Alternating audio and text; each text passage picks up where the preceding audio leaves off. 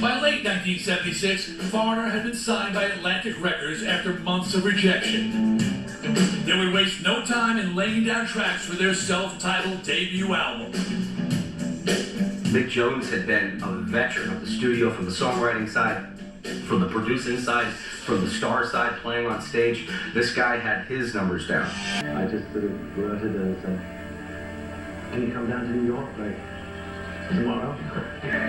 Within days, Lou borrowed plane fare from his parents and flew to New York to put his stamp on Mick's songs.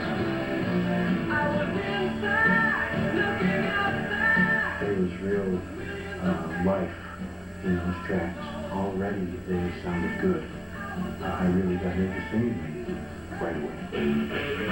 We went in there cold and just started singing. I think from the first, like, 2 lines, he said, "Oh my God, this is it." By the fall of '76, Mick and Ian had assembled a 6-man band of American and British musicians.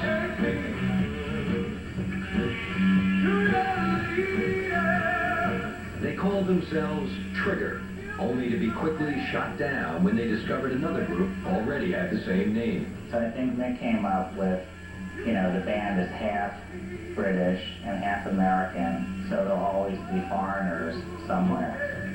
But changing their name didn't make the group any more attractive to record labels. After months of rejections, manager Bud Prager had to tap his personal savings to keep the group going. I wasn't phased. Instead, they persevered, polishing a growing collection of pop gems. This was sort of this dream starting to come true, and the songs really started to get to me. Those vocals. I had this sort of spiritual experience of this. Those were a very good time. We would finish and it kind of gave us chills. We would wear our little recorders back at what we had done, We felt like we were on to something.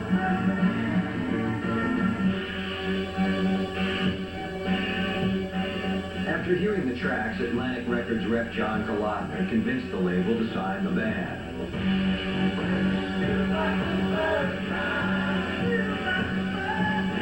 Their rough demos were refined into rock classics.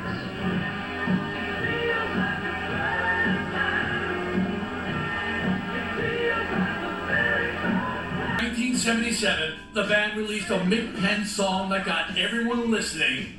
Feels like the first time.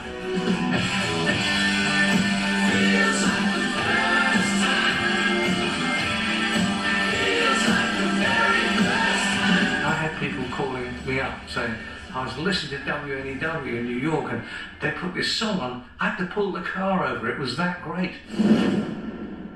But it's not just Mick that's writing great tracks. Lou helps out on singles like As Cold as Ice. You're as cold as ice. Lou and him became a partnership. Mick and I connected right away when we first started getting together to write. Our writing got better and better and more intense, and better songs came from it.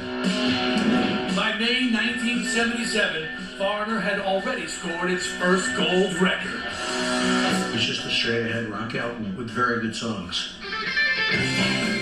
Their first album sold 5 million copies in under a year. That's unheard of for a band just coming out of the gate. But even in the band's early stages, there's friction and frustration. This is a band already under strain. Foreigner's first album sells 5 million in the US alone. And there's already massive industry expectation about their combined talents. I had absolutely no idea of the scale of the success we had on that first album. First of all, that was kind of unbelievable. And, there was a lot of pressure to come through and confirm that with more success. Record labels saw the potential here. This was like a gold mine. As Foreigner's musical architect, Mick is dealing with most of that pressure. And in the next 3 years, he'll have to make brutal calls to ensure his band does not fail.